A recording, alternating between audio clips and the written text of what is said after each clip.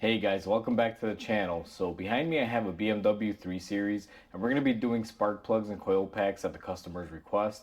And before we begin this video guys, I do want to mention if you guys have not subscribed, go ahead and hit the subscribe button below. Definitely helps the channel grow and I would appreciate it very much. So with that said, let's go ahead and begin on the repair. We're looking at the engine bay and the spark plugs and the coils lie underneath this cover. You'll notice that the cowl is basically keeping the last 2 or 3 cylinders. Most BMW repair manuals say that you have to remove the cowling to be able to do spark plugs and coil packs on this. However, I have developed shortcuts where I can actually squeeze in here and get access without spending time removing the whole cowl. Not that this is very difficult to do guys, but if you wind up removing this stuff, you'll see there's leaves and everything all over. You're gonna have to clean it up. And not to sound kind of bad here, but I don't get paid to clean up cowls and engine bays here. My job is to get the spark plugs done. So I'm gonna attempt to do this with the cowling on. A lot of you may try to do this at home because these things can be a bear to get off. But let's go ahead and begin either way. First thing we're gonna do is go ahead and remove this cover. You're gonna have 2 bolts here, and typically what I find, there should be 2 more in the back area there that you're probably not going to be able to access. But most of these, if anyone's ever worked on them before, they're usually missing those rear bolts. Where I like to begin is go ahead and pull out on this little extension wire here and just kind of get this to flop. And we're going to be removing these 2 10mm. Now someone has definitely replaced these. They don't come with 10mm from the factory. They usually come with some sort of spline or Torx. So someone's definitely been in here.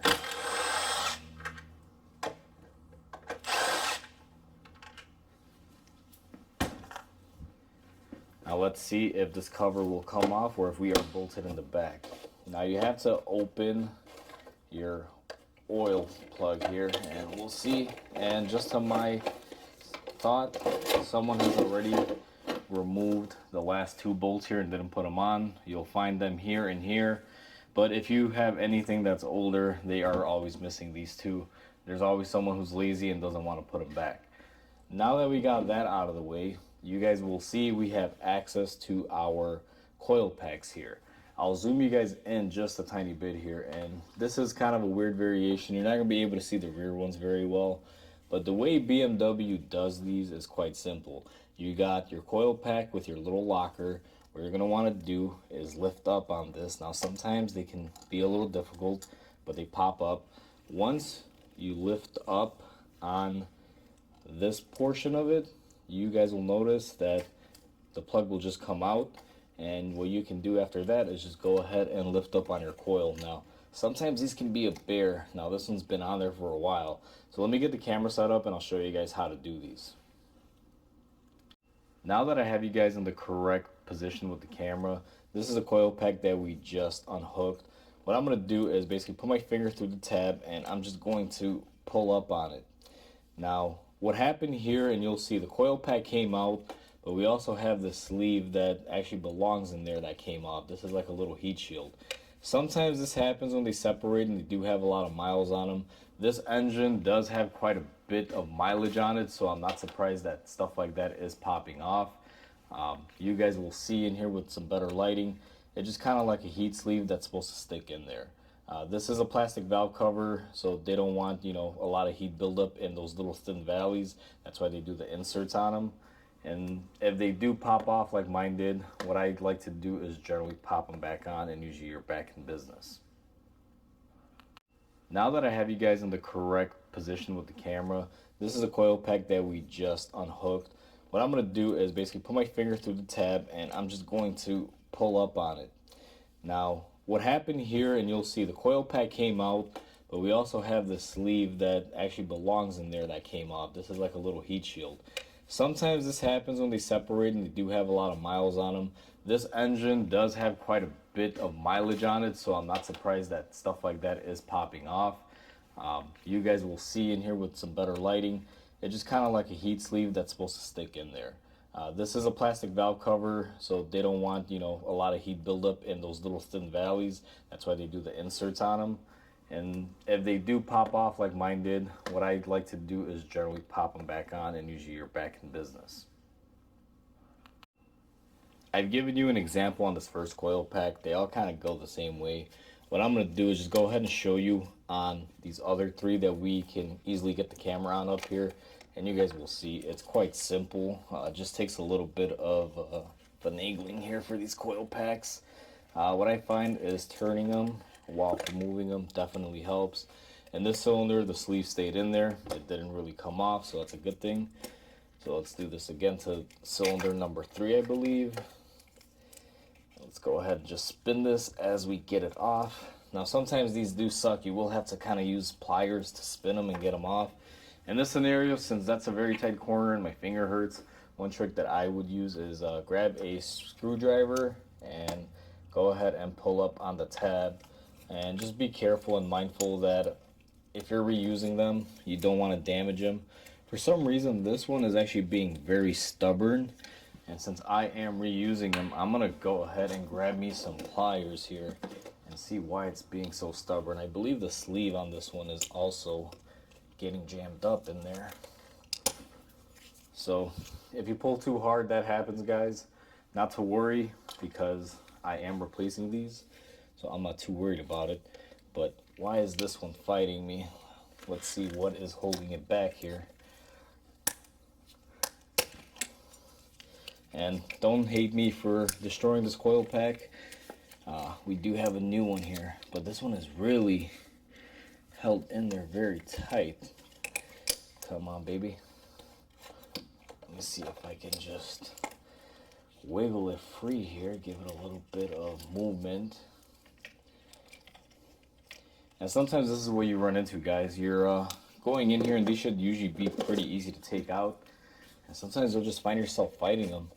It all really varies on how much time they've been in here and how they've weathered throughout the years. I know this car, from what I've been told, was originally a Florida car, and it just recently moved up here to Illinois. And I know these things have had a lot of heat build up, and I think this one may be melted on the inside. What I'm going to do is go ahead and grab my pry bar, and I'll be back with you guys. I'm going to try to pry this upward. So I'm back. I got my pry bar. What I'm going to do is stick it up under this tab, and then we're just going to try prying up on this. And I already can see what is happening. That metal sleeve is not releasing. That's why our spark plug is not wanting to come off, and that is what is fighting us. Let me see here. I have never encountered one this stubborn, guys. I am really, really shocked right now. These never fight me this bad. This one is just suctioned into place. It will not break its seal here. Let's see if I can kind of manipulate the sealing surface. And this is worst case scenario right here. I haven't had something like this in a few years to fight me this bad on one of these. If this happens in the back cylinder area where you have no access, that's where it becomes a little bit of a nightmare. But all you can do in this scenario is just keep prying on this. And what I like to do is also use my silicone spray and just kind of work it in there. So what I'll do is I'll peel back on the boot here and just kind of spray in there in hopes that silicone spray will help loosen things up. And you just slowly work it.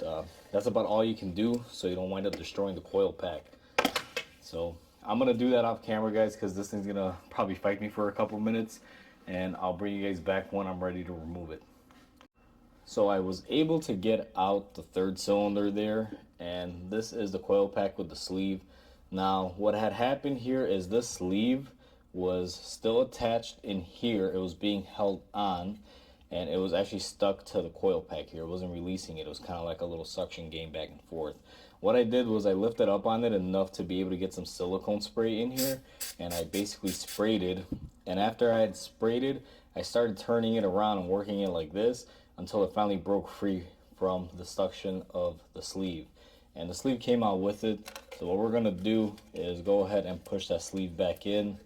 If this happens to you on the rearward cylinders, it can be a little bit of a pain because this will really jam you up because there's basically no room the way we're doing it to get in there and do anything. The next step that I'm going to do is I'm going to grab my spark plug remover tool, and yes, I'm using an impact, but we're just removing them using this tool, guys. I'm not reinstalling them with my gun. Now, one thing to keep in mind is make sure your car has sat overnight before you attempt to do this. You don't want to do spark plugs on a hot cylinder head or a hot engine, period. You don't want to take the risk of warping out your spark plug holes or anything of that nature, or even possibly stripping threads. So I got everything loosened up, and my tool used to have a magnet, but it's been broken. So what I'm going to choose to do is grab my little magnet here and just pull these out one by one.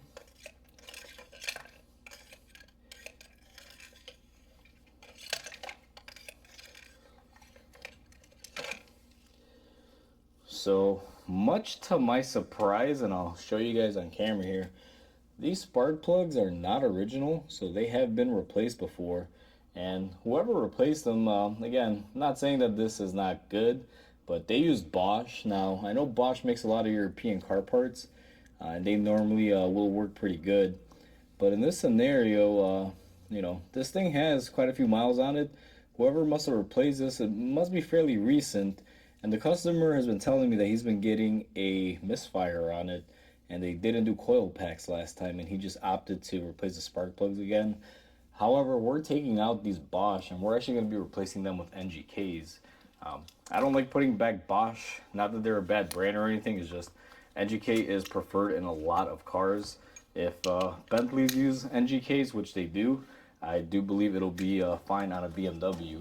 It's basically the same sister company, just different names and things of that nature. And the spark plug that we're using from NGK today is going to be a laser iridium.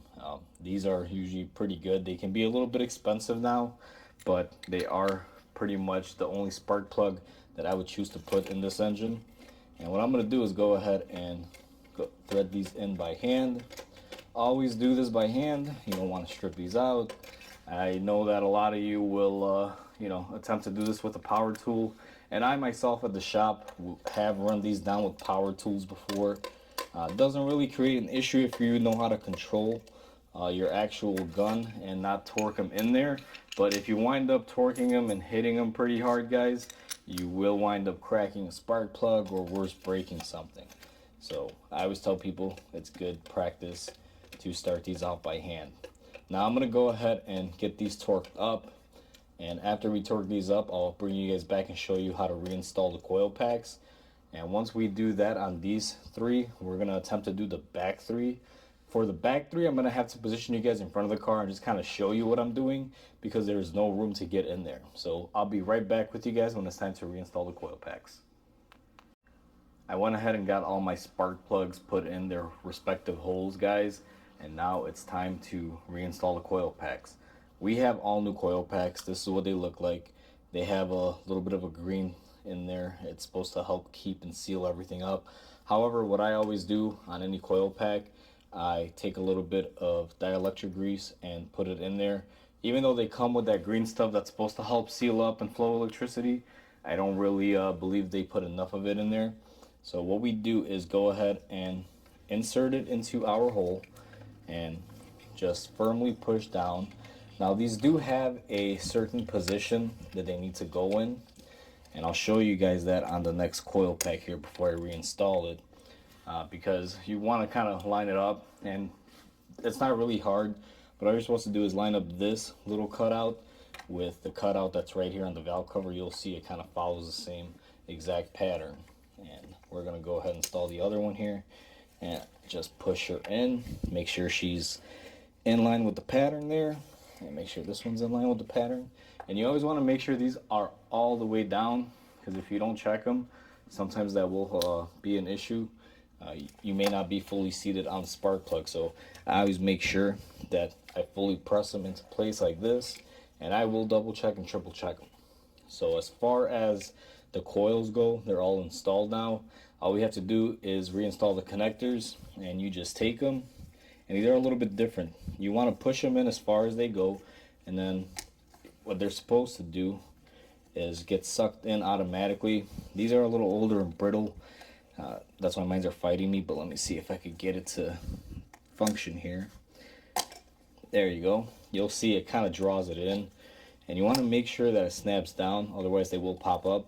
And I'll show you guys on this one again. Go ahead and pop it into place, kind of where it'll be, and you'll see it'll drop its tab down. And go ahead and just push it until you hear a click, and make sure that it's on there really good, because you don't want these popping off. The way BMW does is this goes in. There's like a little bit of a hook there, and it'll kind of draw it in by itself. It's actually a really good style. I kind of like these. Better than pushing tab connectors like on a lot of other cars. So now we got our first 3 cylinders done. As you guys can see, it's very easy to do them. They're not that difficult. Now we're gonna go ahead and go to the back side. The back side is not really that difficult. It's just that there's no space. Let me find you guys the correct position for the camera, and I'll show you guys me basically struggling doing the rear ones on here. I believe I have the camera set up in the most ideal position. Just to kind of show you guys, this is the area that I'm going to be working with here. There's not really a lot of room. First thing I'm going to do is, this dangles down. I'm going to use a bungee cord. I'm just going to tie it out of the way. Just to lift it up is all I'm looking for. Get it out of my way so it doesn't keep falling. I just got to find a good hook point. If it has one, I think I found one right up here on the cowl.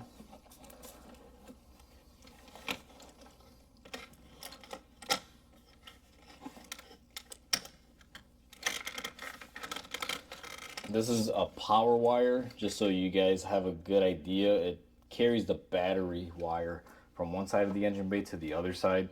Be mindful of it. Be very careful so you don't damage it.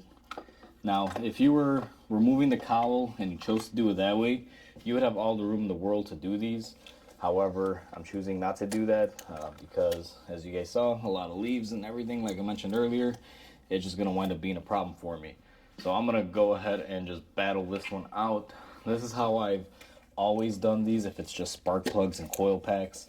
Simply because, you know, it takes a lot more work to remove the cowling. And sometimes it's plastic, it warps, it doesn't want to go back in, and you'll just wind up fighting it. So I find it's easy enough just to do it the way I'm doing it. It does take a little bit longer and you will fight it a little bit, but at the end of the day, you're still able to get it done. One thing that you want to check back here is make sure those sleeves don't pop off as you're removing the spark plugs and the coils. You will have to reposition it if that does happen to you. Now, it's very tight on this particular model here. What you'll have to do is kind of lift up on the coil pack to get the connector up, and you will be working blindly on a lot of these if you choose to do it this way. And you have to kind of bend your coil packs in a certain angle here, or find the correct angle, because you will have a couple wiring looms. That's what's happening here on this one. Let me see if I can just kind of move everything out of the way and get this guy to come out here. And I'll be honest with you, someone has had this cowl off before, and you can see it's not bolted up correctly. It is moving a little bit, so that is definitely helping me. One other trick that I guess I could mention is you can loosen about half of it, enough to just get some swing room in there, so you are able to get your hands a little bit easier in here and move stuff a little easier. In this case, this car has already been through the ringer before. Someone's been here, so not everything is fastened up, which is very common on these guys. It's you know, BMWs are great for the first couple years, and not that I'm hating on BMW. These cars are pretty awesome cars, you know, but when it comes down to it, when you take these to repair shops and mechanics don't know what they're doing, they just wind up hacking them, and you're left with the remnants of whatever they had to do. It's just so common, and I always get so many of them that, like I mentioned earlier, it's probably going to be missing those rear bolts, just because it's very common. People don't take care of these. Take it to a regular repair shop. Sometimes the mechanic just doesn't know better. They wind up screwing things up. Now this rear coil pack, the very last one that's in there, is fighting me. And just to give you guys an idea, I'm going to try to zoom you guys in. This is the area that I'm working in, and that coil pack right there is not wanting to come off. So we're gonna have to pry it off here. I'm hoping that I can just lift up on it with the pry bar, and hopefully it comes off easy and doesn't fight me. But of course, it is choosing to fight me here, which is going to suck. Hopefully I don't have to remove the cowl for this. So what I'm gonna do on it now is I'm using my pry bar to spin it very carefully. There are a lot of little vacuum lines and things back here, guys. You want to be very careful with those, not to damage them. And what I'm gonna have to do is swap out for a little bit bigger pry bar here. So let me walk away from the camera, grab my other pry bar. And this is just the reality of working on old BMWs. Sometimes they work great, things come off, and sometimes they don't. In this scenario, this bigger pry bar, more leverage, just did the trick. So I'm very happy with that. Thankfully, it came off. And we're gonna get this coil off. And make sure our sleeve and everything is still functional and inserted. And here's the rear coil pack. When I'm prying on these to get them up, what I'm doing is trying to catch them here on the lip, or if the connector is up, right in between where the connector is. But this one had a broken tab here. Let me see if I could turn my camera light on so you guys can see a little better. See, this little tab here is broken, but normally I'll put my screwdriver in there and lift up on it. But in this scenario, we did have to go here through the side and just pry wherever we can pry to get it to move. Now that we have all of the coil packs out of there, we got to do the fun job and go ahead and remove our spark plugs. I'm gonna make my tools ready for this, guys, and bring you guys back here in a second. All right, I got my tools ready. So this is what I'm using to remove the rear ones, and you may have to break this apart and put it in one by one. This socket that I have is not long enough to extend out, so you got to have an extension. I'm hoping this will work out well for me. I know for the first cylinder here in the back, it should work because I do have some clearance to maneuver, but I don't know how well it's going to work on the other ones.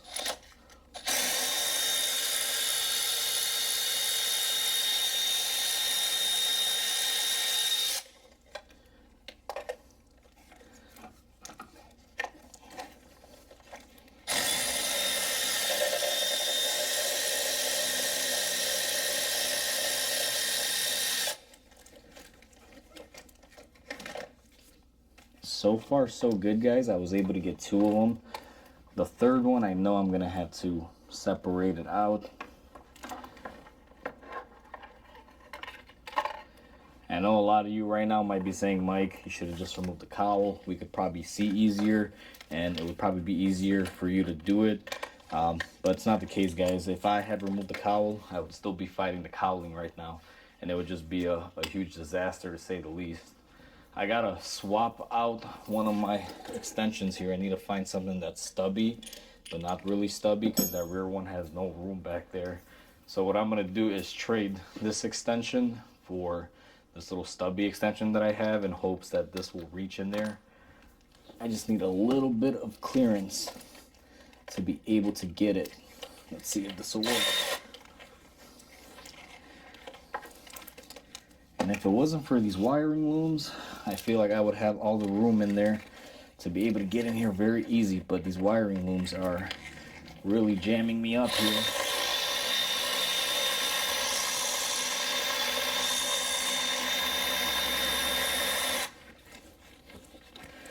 All right. So I was able to unbolt it. Now let's see if I can get my tool out, because it did get wedged in there.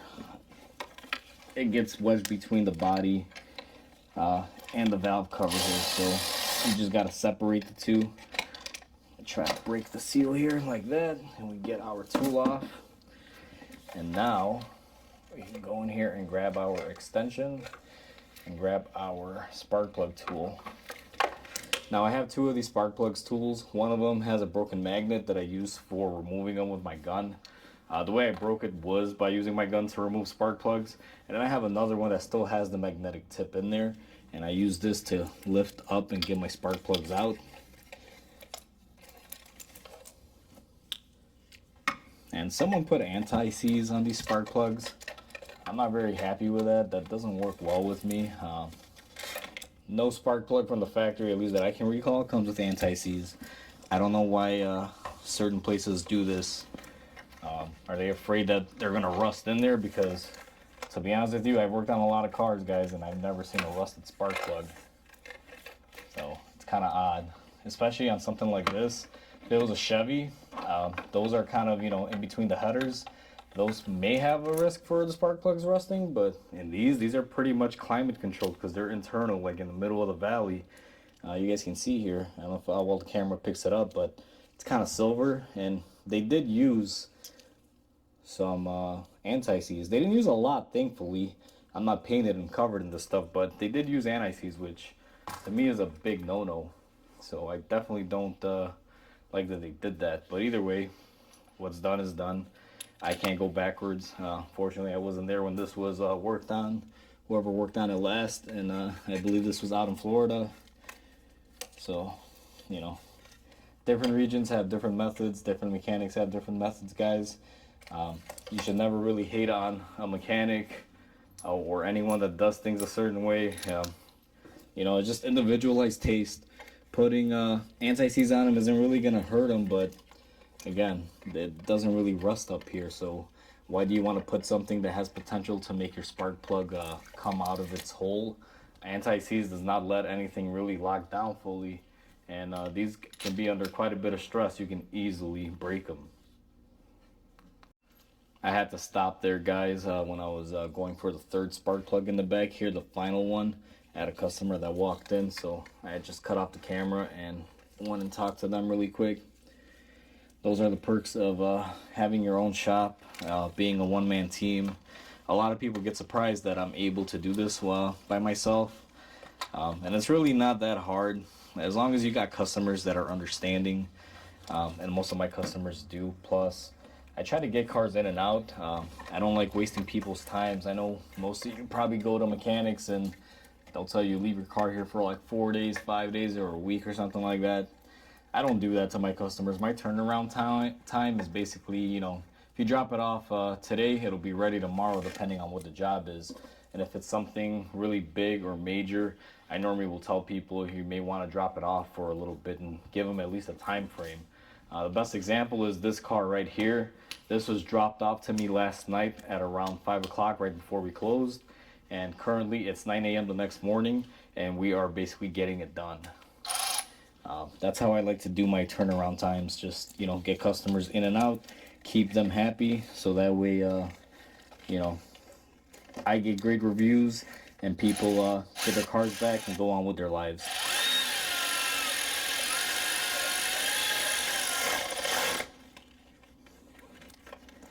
So I went ahead and I put my rear spark plug in, and I got that one partially timed up here.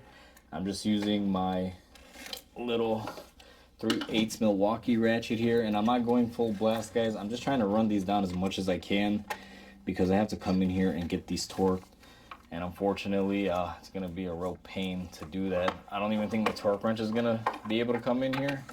I may have to do these by hand because I already know it's gonna be a fight.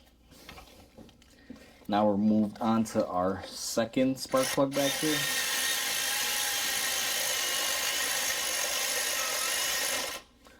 And you guys will notice that really the worst one out of all of these is the very last one in this equation. That one is the one that has no room and will fight you. And now we are on the third one. These other ones are very, very lovely here. You can get access to them fairly easily.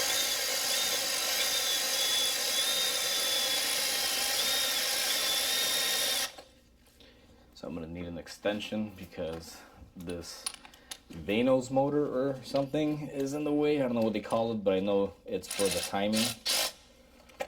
So, alright, everything is snugged up. Now, I already know that my torque wrench will not fit in here. So my best method for getting these things dialed in, guys, is going to be hand tightening them. And that is going to be a challenge within itself.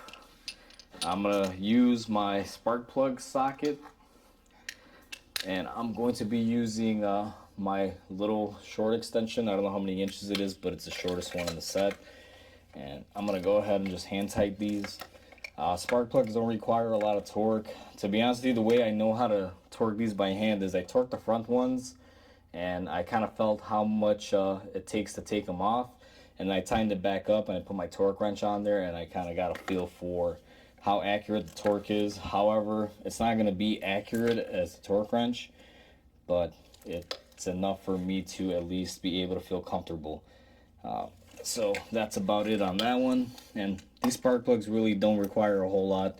If you look at the torque specs, which again, I don't give out torque specs to you guys here, figure that stuff out on your own, because I work on certain model years and maybe there's been a change in torque throughout the years or something like that. I don't want any information that I give out to be incorrect. If, let's say, my systems are incorrect and then you guys wind up breaking something on your cars. So that's why I'm not a fan of giving out torque specs to anyone. I tell people, tighten it however it makes you happy, because at the end of the day, you're the one doing the work, you're doing it your way. And I just learned, don't change people. It's once you get to my age, you can always learn new things, but it's up to you if you choose to accept to adopt those new things. I find that most people can be pretty stubborn. I'm back, guys. I apologize. I had to cut the video again. My camera got too hot and basically turned off.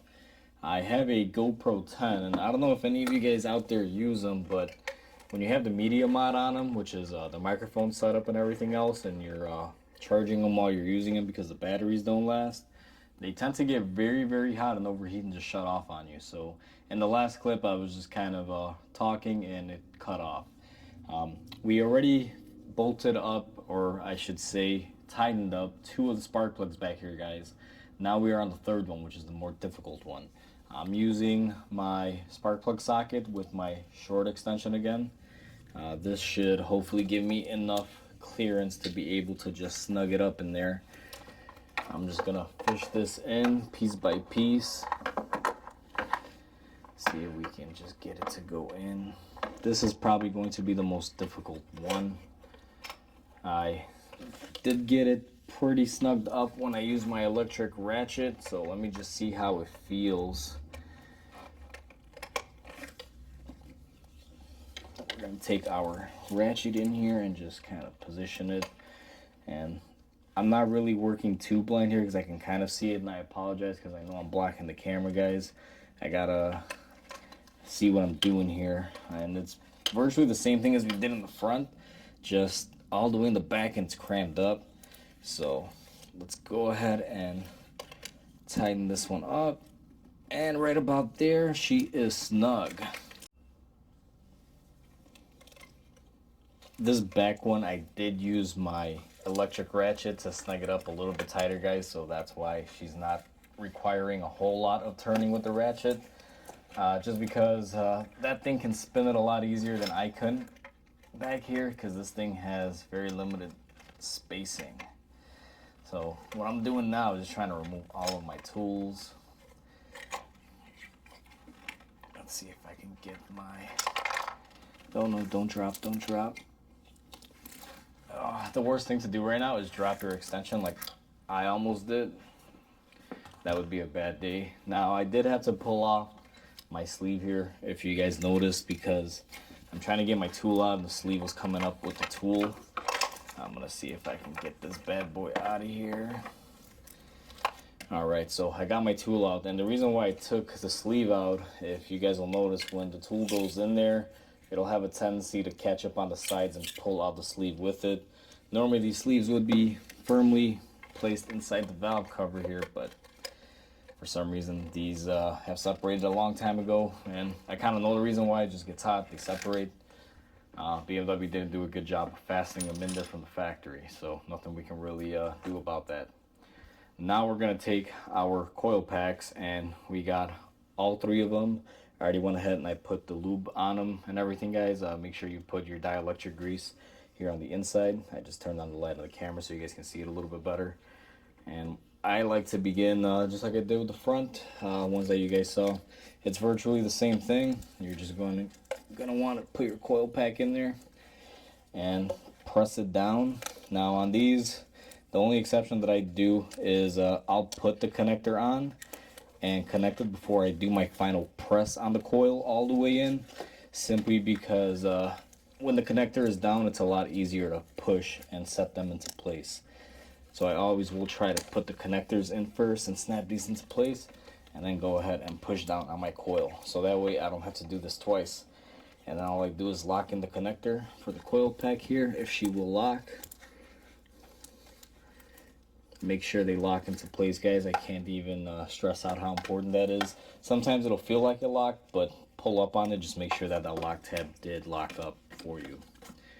And I'm going to do the same thing here.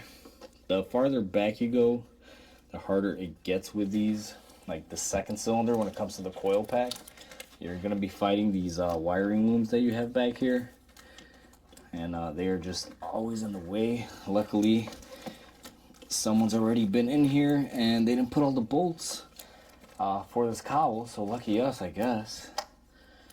Someone being careless is helping us out in a way. And that kind of, I'm not gonna lie, that kind of does annoy me, because I don't care how old the car is. If the customer did this to himself, let's say he did this last time, I wouldn't care. I'd be like, I'd be annoyed by it, but it is what it is. Customer owns their car. They can do whatever they want with it. If they don't want to put stuff back correctly or break something, that's perfectly fine. But when you go to a shop and people work carelessly, that right there, guys, is just enough to set me off, because I don't know about you, I work hard for my money, and if I paid someone to do something, let's say if I wasn't a mechanic and I was going to a shop and I was paying for someone to work on my car and they were doing it carelessly, I would be pretty pissed off, because money nowadays is hard to come by. There's a lot of people struggling out there. Everything is getting a little hectic nowadays, but I definitely don't think that people should be charging people to do a service and not do it correctly, or leave it about halfway and not do everything the way it should be. It's just not right. For me, that's a big no-no. I've worked at the dealer setting where we always try to cut down labor times, meaning if we got paid 3 hours to do a job, we would find shortcuts and ways to do that job quicker, and that's very common in the mechanic community. But at the same time, we wouldn't cut corners to the point where we weren't doing something that we were supposed to be doing. And that's what a lot of people don't get. A lot of people that don't do this for a living, let's say like a hobbyist or someone of that nature, they'll cut corners in a way that, kind of cuts down on time but also impacts the work. And sometimes it can be negatively. So it just varies, guys. I've seen a lot of customers say, hey, I did that $1,000 job that you wanted to charge me for on my car for $300.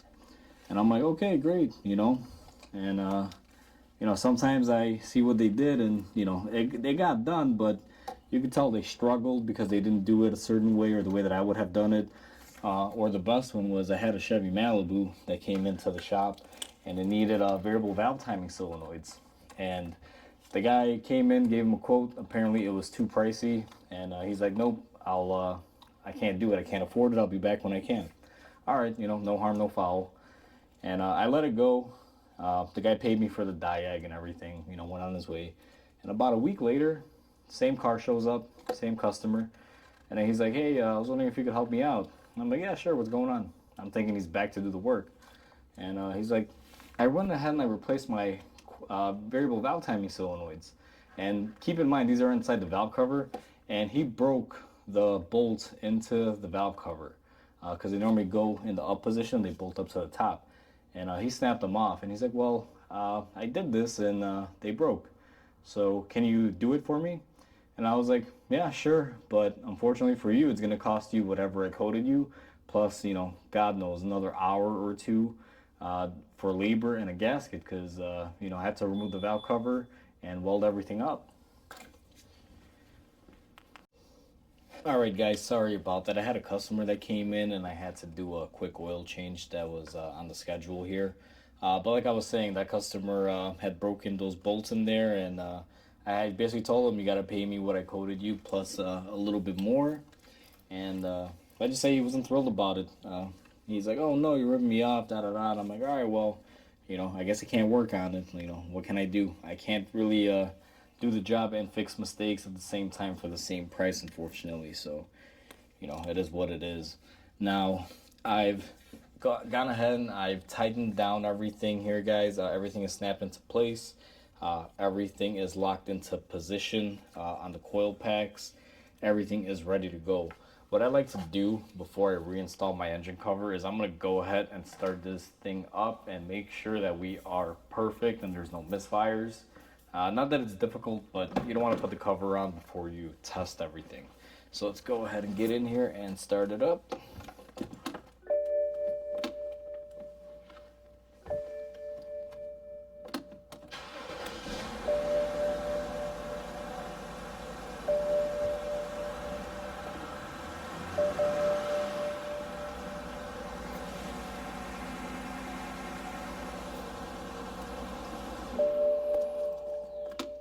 Alrighty, so everything feels good. I didn't really feel any misfires or anything. It was a little bit shaky there for the first couple seconds, but all in all, it balanced out there after I revved it up and it didn't have a misfire. So let's go ahead and reinstall our engine cover. With the bolts missing in the back, the only thing you can really do is just slide this in here and just be mindful not to get it caught up on anything. There is quite a bit of things back here that it can be caught on. And after you put it back into its place, what you're going to want to do is just take your two 10mm bolts that you took off and try not to drop your wrench. But these should be a different style bolt. Someone has replaced them. And then use your impact there to just tighten them up. Go real easy on them. And all we're left to do is reinstall our little cowl cable here that we got out of the way. And these just simply line back up here. And they should push in just like that. And it is in place. And that is how you do spark plugs and coils on a BMW 3 Series, guys. Just that simple. These things are very easy to work on. A lot easier if the cowl's out of the way, but like I said, we didn't mess with that because there's a lot of stuff on the cowl that I didn't want to clean up. So hopefully you guys enjoyed this video. Hopefully this helps you out if you guys are doing this particular engine or something similar to this. Most BMWs are kind of the same thing if they have the straight 6-cylinder. So please comment, like, and subscribe. It definitely helps the channel grow, guys. And with that said, I'll catch you guys on the next repair. Until then, hope you guys have a wonderful day.